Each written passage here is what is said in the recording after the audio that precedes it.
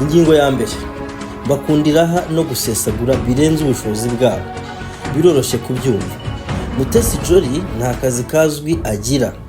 Kujya mu Bwongereza ukareba match ya Arsenal ntibyagusaba ari munsi ya miliyoni 5 amake. Wibuke turi kuvuga ku muntu udafite igikorwa runaka acuruza. Uzamubona Dubai mu ndege, nyuma kandi nanone uzamubona atanga imfashanyo. Kurundi icyaha cyambere cyamba ni cy'ubusambanyi.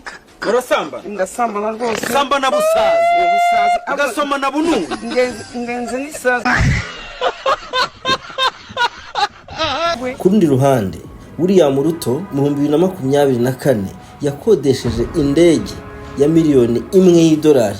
Ibi kandi si ubwa mbere yari abikoze kuko no mu 2013 ubwo yari minisitiri yakodesheje private jet kuri miliyoni 100 z'amashiringi y'amanyakenya, nanone zihwanye na miliyoni 1 y'amadolari. No kuvuga ngo tuyashize mu manyarwanda n'ubundi ni miliyari y'amafaranga y'u Rwanda. Wibuke ntitwabaze expenses n'abandi bamuherekeza kuko nk'ubu ubwo yagiraga uruzinduko muri Amerika yajyanye n'itsinda rigari ririmo ndetse n'abakomediye. Ibi kandi n'ibintu bitavuzweho rumwe n'abatavuga rumwe n'ubutegetsi bwe. Ubwo nuvuga ko dushobora kongeraho nkandi agera kuri miliyoni 50. Mu magambo makeya aba bombi ari Mutesi Jolly ndetse na William Ruto ni abantu bazi kurya amafaranga ngo ngwino rore. Bombi ni abambuzi. Mu 2004 William Ruto yahujwe no kwambura ubutaka abaturage akabugurisha kompanyi ya Kenya Pipeline agera kuri miliyoni 4 z'idolari. We yakuyemo arenga miliyoni 1. Ibi byahise bituma akurwa mu mwanya w'uministiri w'uburezi yarimo.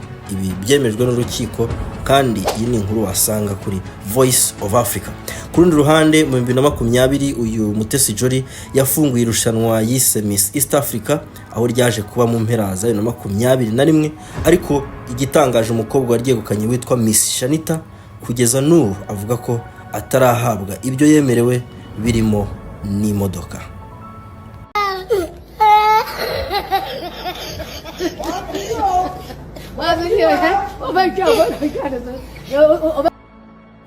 Ibintu by'amashuri byarabananiye.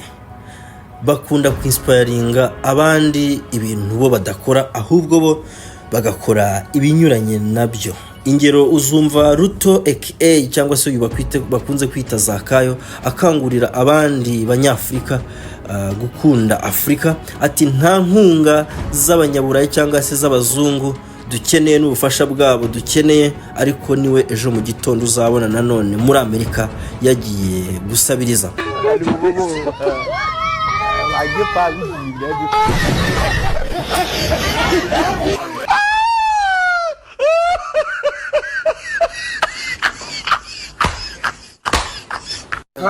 Uyu Ruto kandi afite PhD cyangwa se impamyabumenyi y'ikirenga iba mu kirere y'igihuha atigeze akorera ngo ayirangize kuko ni nkaho iyi doktora yayihaye, dore ko yari minisitiri w'uburezi muri iki gihe. Bivuga ko yagiraga amanota mabi. Kurundi ruhande Jolly Mutesi ntiwamenya impamyabushobozi afite y'amashuri kereka niba ari kuyikorera ubu ngubu aka kanya. Ikinini yaba afite wenda yaba yarasoje amashuri yisumbuye. Nabwo uyu Mutesi Jolly avuga ko ari umujyanama mu bya business consultant. Iryo somo ntaho muri kaminuza baryigisha cyangwa se baritanga, niba ubundi se ritangwa ubwo yaba afitiye diplome. Nuvuga ko bombi cyangwa se bose bahuje gushugurika kuko bose bavuye kuri zero. Nuvuga mu ndimi z'amahanga bakunze kwita from scratch. Jolly ubwe yivugira ko yarezwe na nyina kandi mu buzima bwari bugoye butari bworoshye, ariko ibi ntibyamubujije kuba cyangwa se kuvamo icyamamare atitaye ku bamuca intege. Azagukundire aragenda. Atitaye ku bamuca intege aragenda. Aragenda akiga. Buri munsi akagenda. Nkabona azanye biroti, nkabona abaye uwanyuma. atitaye ku bamuca intege. Yaje kuba Miss Rwanda 2016 ndetse Miss wakomeje kuba kuri top, wagira ngo mbese ni nkawe Miss uheruka cyangwa se Miss wa nyuma wa vuba. Ku rundi ruhande kandi Ruto wacuruje inkoko ku muhanda, ibi ntibyamubujije guca muri humye abanyakenya basa n'abasinziriye, birangira ababereye president. N'ubu nta munyakenya n'umwe ubyumva kuko bamutazira akazina Hasara. Bombi kandi bahuriye ku kintu cyo gusenya businesses z'abandi, ni ukuvuga ngo ni abantu bakora icyo ari cyo cyose bakagera ku cyo bashaka. Bombi ni abantu badatinya guhuguza umuntu ibye, ndetse byakwanga bakabisenya, ni ukuvuga mbese bakwica uhagaze. Yivanze n'inzoga Yego ndende. akusizinge tu Ubirwana. Mu 2022 biturutse kuri Mutesi Jolly icyitwaga Miss Rwanda cyafunze imiryango mu Rwanda, ndetse n'uwari nyiri iri rushanwa Prince Kid birangira akatiwe imyaka 5 y'igifungo. Ibi ni ibintu byamuviremo guhunga igihugu. Bivuga ko Jolly yabikoze kuko yashakaga kwigarurira iri rushanwa.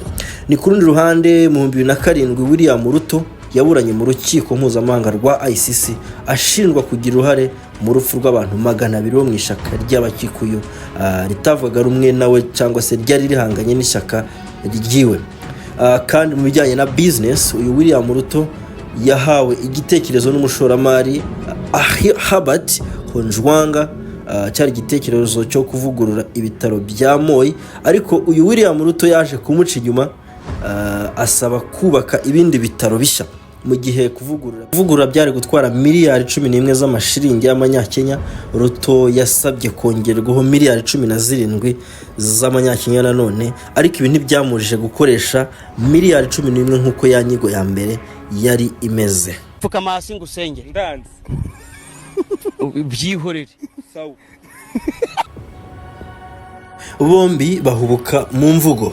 Ejo bundi mu 2024 William Ruto yagize atya anyereza ururimi yihanangiriza Gashagua wari vice president mu ruhame, ati mpaye Gashagua icyumweru kimwe gusa ajye ku muhanda atoragura amashashi. Icyumweru kimwe gusa abisubiramo. Sinshaka kongera gukorana nawe na rimwe. Ndambiwe uyu mukaritasi wishyira hejuru nkaho ari we boss hano kandi ari munsi yanjye.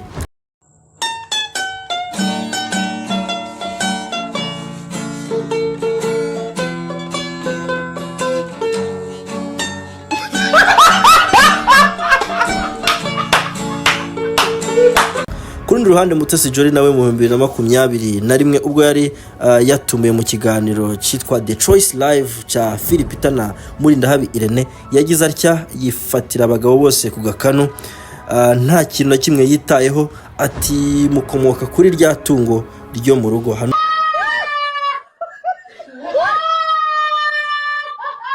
Iyo umuntu agukunda abashaka kuzamuka, ese ni gute mumbwira ngo murankunda mwaranze no kumwambira subscribe? Ukuvuga ngo yashaka kuvuga ko abagabo bamwe ari inyana zimbwa. Until next time. Umwanya abantu bagashakana n'abantu bakababera inyana z'imbwa, niko navuga. So niko yes. uze kunyijori kuko niho hakoreshwa inyana cyangwa ibimasa. Ijambo abanyarwanda bajya bakoresha bavuga ko umuntu nta akifata waratuzi kujatsa umugabo ukabona wazanye na yimbwa nako yakuzanya